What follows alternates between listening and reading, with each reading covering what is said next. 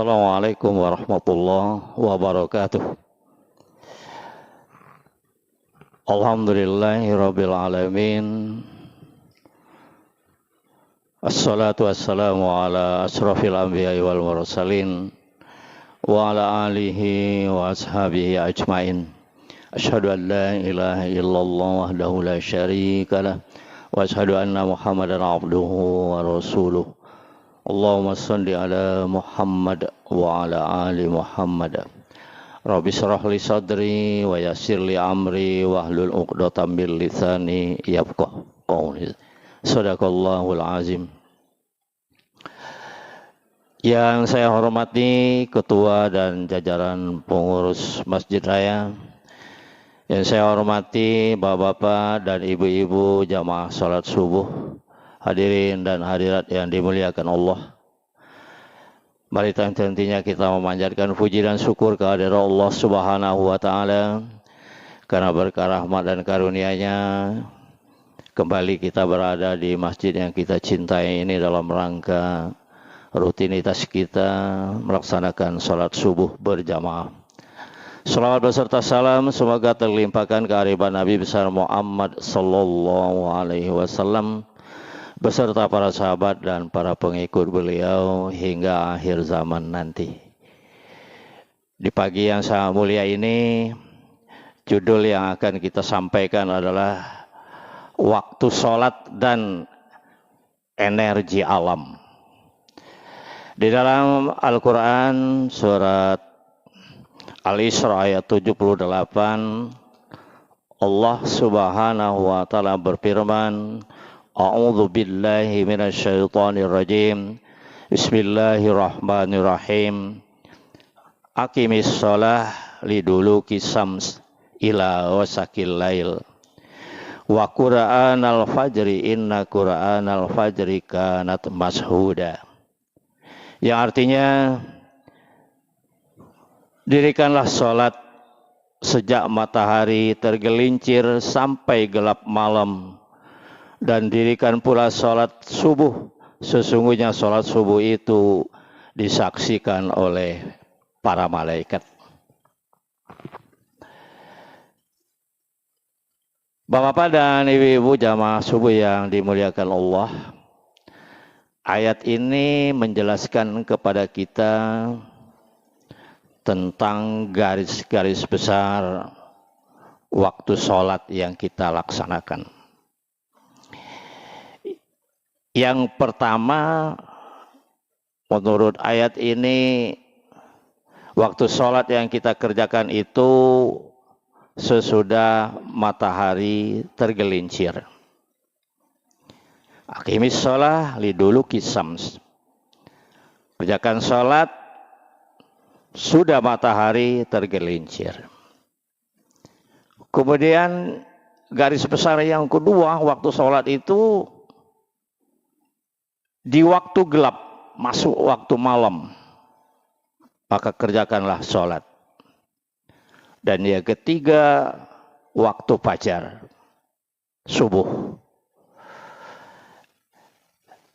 Penjelasan dari ayat ini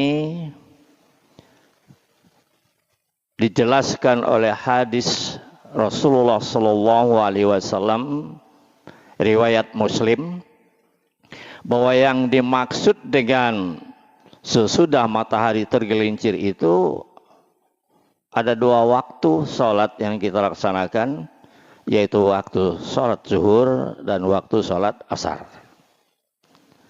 Kemudian masuk waktu malam, kita kerjakan sholat wajib kita, sholat maghrib dan sholat isya. Setelah itu masuk waktu fajar, seperti yang kita lakukan setiap subuh, termasuk pada pagi hari ini, yaitu kita melaksanakan sholat subuh. Dari rangkaian-rangkaian tersebut, jumlah waktu yang harus kita kerjakan dalam sehari semalam dalam rangka ibadah wajib sholat kita, wajiban sholat kita, zuhur 4 rakaat, asar 4 rakaat, maghrib 3 rakaat, isya 4 rakaat, dan subuh 2 rakaat. Berjumlah 17 rakaat. Inilah waktu wajib kita sholat, dan tentunya kita sudah menjalankannya. Hanya saja kita mengingat-ingat kembali, dan pada pagi hari ini kita khususkan menghubungkan waktu sholat itu dengan energi alam. Bapak-bapak dan ibu-ibu sekalian, mungkin kita bertanya, kenapa sholat itu harus 5 waktu? 5 kali kita kerjakan sehari semalam. Kenapa tidak lebih? Kenapa tidak kurang? Kenapa harus 5 waktu itu? Di samping kita sudah mengetahui bahwa perintah sholat itu adalah hasil daripada Isra dan Mi'raj Nabi besar Muhammad Sallallahu Alaihi Wasallam, bahwa hasil finalnya adalah 5 waktu itu. Ternyata ada satu rahasia tersendiri di balik wajiban 5 waktu mengerjakan sholat itu, hubungannya dengan energi alam yang kita nikmati, yang kita hirup, yang kita katakanlah dari alam yang kita nikmati itu tanpa kita sadari bahwa alam-alam terutama pada waktu-waktu sholat itu mempunyai energi positif terhadap kehidupan kita. Nah, oleh karena itu, Bapak-bapak dan ibu-ibu sekalian, kalau kita perinci waktu-waktu sholat itu hubungannya dengan energi alam, maka menurut penelitian bahwa setiap waktu sholat itu mempunyai warna-warna alam tersendiri. Yang dari warna-warnanya inilah mempunyai pengaruh energi terhadap kita yang melaksanakan ibadah sholat itu. Kita mulai waktu subuh. Waktu subuh, alam pada waktu subuh ini berada dalam spektrum warna biru muda. Warna biru muda ini bersesuaian dengan frekuensi tiroid atau kelenjar gondok. Jadi dalam ilmu fisiolog, tiroid itu memiliki pengaruh terhadap sistem metabolisme tubuh manusia. Yang oleh karena itu, mereka yang masih tertidur pada waktu subuh, maka tiroidnya tidak bisa menyerap warna biru muda itu. Yang warna alam biru muda itu berkaitan dengan masalah rezeki. Jadi orang yang masih tertidur waktu subuh, maka rezekinya akan berkurang. Menurut penelitian para ilmuwan, dihubungkan warna alam pada waktu itu dengan metabolisme yang ada di dalam diri kita, yang kita lihat bahwa metabolisme atau tiroid kelenjar gondok itu menyerap warna biru muda pada waktu subuh, dan ketika kita sudah terbangun pada waktu subuh itu datang, maka dia akan membawa pengaruh positif kepada kita, kreativitas kita semangat kita menggebu-gebu setelah kita mendapatkan metabolisme yang pengaruh daripada warna biru muda pada waktu subuh itu. Maka kalau kita melihat nasihat daripada Buya Hamka, beliau banyak betul menasihati kita tentang sholat subuh ini. Saya pernah mencatat paling tidak ada 14, ada 15 nasihat Buya Hamka mengenai sholat subuh ini.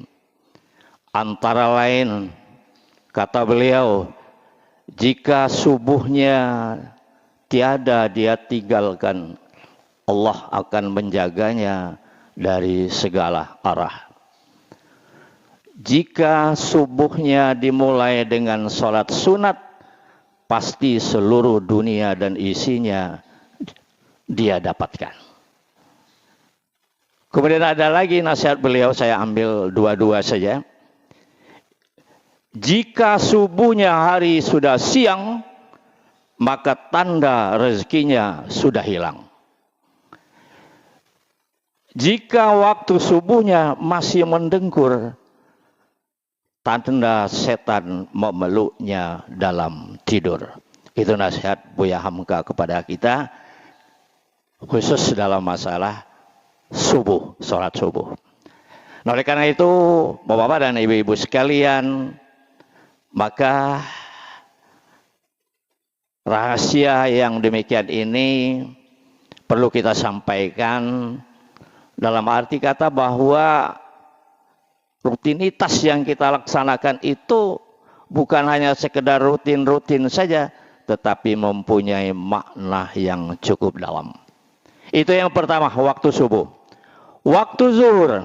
Waktu zuhur, pada waktu zuhur ini alam berada dalam spektrum warna kuning. Keberadaan alam di waktu zuhur ini erat pengaruhnya terhadap kondisi perut kita, kondisi sistem pencernaan kita, kondisi hati, dan di samping itu warna kuning ini berpengaruh terhadap keceriaan. Oleh karena itu, orang yang sering melambat-lambatkan, orang yang sering melalaikan, orang yang sering melewatkan waktu zuhur, maka dia akan kehilangan spektrum warna kuning itu, dan pengaruh daripada kehilangan spektrum warna kuning maka akan berpengaruh terhadap penyakit yang berkisar di antara perut, sistem pencernaan, kemudian penyakit hati, dan insya Allah orang yang selalu melewatkan waktu zuhur ini, dia tidak ceria di dalam kehidupannya. Jadi pengaruh daripada warna alam, warna kuning waktu zuhur ini mempengaruhi masalah kesehatan kita dan mempengaruhi tentang keceriaan kita. Jadi kalau kita analisa, barangkali waktu zuhur ini memang diperuntukkan kepada kita untuk istirahat. Setelah kita bekerja keras seharian, setelah kita bekerja mati-matian mencari nafkah untuk hidup, diberi waktu oleh Allah Subhanahu wa taala, ada waktu subuh, ada waktu zuhur. Yang waktu zuhur ini diperuntukkan oleh Allah Subhanahu wa taala agar kita menikmati istirahat siang setelah kita bekerja keras di siang hari itu. Pada waktu itulah kita makan siang, kita menyantap makanan yang sudah disediakan, dan itu adalah untuk energi kita.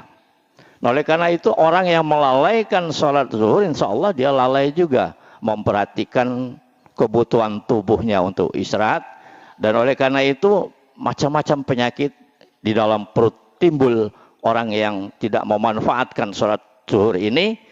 Dan ketika dia lapar, ketika tidak dipenuhi kebutuhan-kebutuhan jasmani dalam bentuk makan dan minum itu, wajar saja kalau dia tidak ceria. Berikutnya Bapak-bapak dan Ibu-ibu sekalian, waktu asar. Alam di waktu asar ini berada dalam spektrum warna orange. Warna ini berpengaruh terhadap kalau laki-laki masalah prostat, dan kalau ibu-ibu terhadap reproduksi. Jadi ketika waktu asar ini alam berwarna dalam spektrum warna orange, warna ini mempengaruhi terhadap prostat yang ada di dalam diri kita, yang laki-laki. Kemudian bagi ibu-ibu masalah reproduksi. Jadi insya Allah orang-orang yang sering meninggalkan sholat asar, inilah yang banyak kena penyakit prostat itu. Karena masalah prostat ini sering dialami dan tanpa kita sadari ada pengaruhnya dengan waktu sholat, yaitu waktu sholat asar yang kita kerjakan. Orang yang sering meninggalkan sholat asar atau melalaikan, mengakhir-akhirkan waktu sholat asar ini, maka sering berpengaruh terhadap dua hal itu tadi, prostat dan reproduksi. Yang keempat, waktu maghrib. Alam berada dalam spektrum warna merah. Jadi waktu maghrib ini kalau sering kita perhatikan Bapak-bapak dan Ibu-ibu sekalian, warna langit itu berwarna merah. Pada sore hari mau habis waktu siang dan akan masuk waktu malam, maka akan berubah warna alam itu menjadi warna merah. Oleh orang wisatawan banyak dimanfaatkan waktu maghrib. Masuk waktu maghrib ini dengan menikmati tenggelamnya matahari, yang pada waktu itu matahari berwarna merah. Rupanya waktu merah ini, Bapak-bapak dan Ibu-ibu sekalian, juga pada waktu maghrib, langit berwarna merah itu, pada saat itulah jin dan setan serta iblis berkeliaran, dan mereka karena pengaruh warna merah, resonansi warna merah itu, jin dan iblis sangat bertenaga pada waktu itu. Nah, oleh karena itulah kalau kita sering mendengar bahwa orang-orang tua kita sering menasihati kita dulu. Jadi kalau waktu maghrib anak-anak itu janganlah berkeliaran di luar rumah. Cucung-cucung kita jangan berkeliaran di luar rumah. Termasuk kita juga sebenarnya jangan berkeliaran di luar rumah. Karena pada waktu itu jin, setan, dan iblis sangat bertenaga. Karena pengaruh warna merah yang dimiliki pada waktu maghrib itu. Jadi termasuk kita juga Bapak-bapak dan Ibu-ibu yang kadang-kadang sering terlena ketika kita mengadakan perjalanan jauh, ketika kita mengadakan kunjungan, kita melakukan perjalanan mungkin naik bis atau naik mobil, kita sering melupakan kalau waktu maghrib itu. Oleh karena itu, berdasarkan hal ini, kalau kita di dalam perjalanan, ya, usahakan sebisa mungkin pada waktu maghrib kita berhenti. Di mana ada masjid kita berhenti, atau kalaupun belum kita temukan masjid, mungkin ada musola-musola yang kecil, kita usahakan agar supaya waktu maghrib itu kita berhenti, kita laksanakan sholat maghrib. Setelah itu kita melanjutkan perjalanan kita. Nah, kita kadang-kadang sering digoda, tinggal sedikit lagi, kaki ketemu. Akhirnya bablas kira-kira gitu ya. Ketika maghrib kita masih dalam perjalanan. Maghrib ini adalah pertukaran waktu antara siang dan malam. Siang habis, masuk waktu malam. Nah, oleh karena itulah, Bapak-bapak dan Ibu-ibu sekalian, kalau di dalam hutan, ya, pada saat maghrib inilah binatang-binatang di dalam hutan itu, termasuk binatang buas itu, berkeliaran ke sana kemari, ya, menyesuaikan yang tadinya waktu siang mau masuk waktu malam. Maka ketika waktu maghrib itu kita berada di luar rumah, masih berada di dalam hutan, kalau bapak-bapak petani, maka pada saat itulah akan banyak menemukan hal-hal yang tidak diinginkan. Nah, oleh karena itu kita manfaatkan waktu maghrib itu dengan sebaik-baiknya, karena waktu maghrib itu juga tidak terlalu panjang, tidak terlalu lama. Setelah beberapa waktu maghrib itu akan berakhir dan kita akan memasuki waktu Isya. Nah, di waktu Isya ini, Bapak-bapak dan Ibu-ibu sekalian, alam berwarna nila dan gelap. Warna ini menyimpan rahasia ketentraman, kedamaian, dan sistem kontrol otak.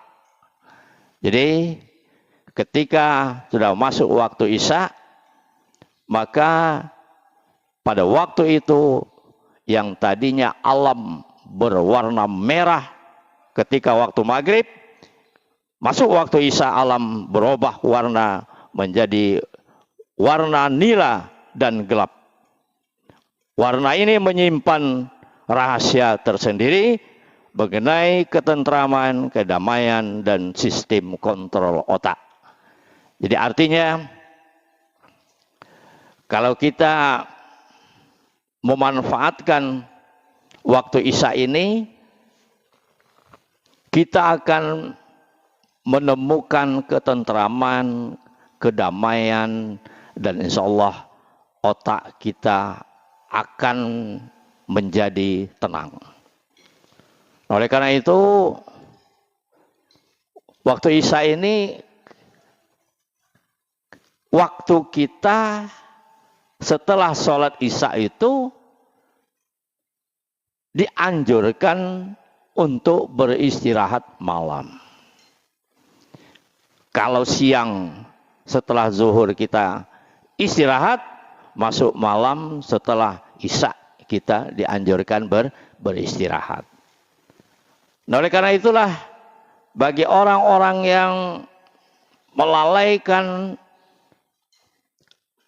bahkan meninggalkan sholat Isya, maka dia di dalam hidupnya akan tidak tenang, di dalam hidupnya akan tidak tentram, dan otaknya menjadi tidak segar. Kita memang sudah dibagi-bagi waktunya oleh Allah Subhanahu wa Ta'ala dalam rangka kepentingan diri kita sendiri. Maka waktu yang sudah diberikan kepada kita sejak daripada waktu subuh sampai Isya kembali, ya. Mari kita manfaatkan dengan sebaik-baiknya, dan itu gunanya adalah untuk kita sendiri, bukan untuk Allah Subhanahu wa Ta'ala. Tidak ada yang memanfaatkan waktu itu bagi Allah Subhanahu wa Ta'ala, tidak ada pengaruhnya. Allah tidak akan pensiun dari keberadaan Dia sebagai pencipta kita, sebagai yang maha kuasa dan yang maha segalanya. Tinggal lagi kita bahwa kalau kita mau memanfaatkan waktu-waktu yang sudah disediakan oleh Allah Subhanahu wa Ta'ala tersebut, maka kita sendiri insya Allah akan selamat dunia dan juga selamat di akhirat kelak. Kita mencoba, Bapak-bapak dan Ibu-ibu sekalian, bahwa kepentingan kita di dunia ini adalah untuk sementara, tetapi yang paling abadi adalah kepentingan kita di akhirat itu. Nah, oleh karena itu, waktu-waktu yang sudah diberikan oleh Allah Subhanahu wa Ta'ala dalam bentuk kewajiban melaksanakan sholat ini, jangan lagi kita lalaikan, jangan lagi kita sia-siakan, dan tentunya kalau kita sudah mampu mengerjakannya sendiri, maka mari kita ajak keluarga kita, tetangga kita, masyarakat kita, dan kaum muslimin serta muslimat, bahwa kita pun ingin selamat bersama-sama, baik di dunia maupun di akhirat. Terakhir, saya ingin juga menyitir pernyataan Buya Hamkah. Kata Buya Hamkah, kalau mau melihat orang muslim dan muslimah, maka lihatlah ketika hari raya Idul Fitri maupun Idul Adha. Semua masjid full house semua. Di mana-mana, bukan hanya di Lubuk Linggau ini saja, tapi di mana-mana. Semua masjid penuh, semua lapangan penuh. Dan itulah kata Buya Hamka adalah orang muslim, orang Islam. Tetapi kalau mau melihat orang mukmin dan mukminat, kata beliau, maka lihatlah ketika sholat subuh. Ketika sholat subuh, kita melihat di masjid-masjid, di musola-musola, di langgar-langgar, itulah orang mukmin. Di samping dia orang Islam, dia adalah orang mukmin. Mudah-mudahan ini semua menggugah kita dan mudah-mudahan ada manfaatnya. Lebih dan kurang mohon maaf yang sebesar-besarnya. Rabbana atina fid dunya hasanah wa fil akhirati hasanah wa qina adzabannar. Wabillahi taufiq wal hidayah. Wassalamualaikum warahmatullahi wabarakatuh.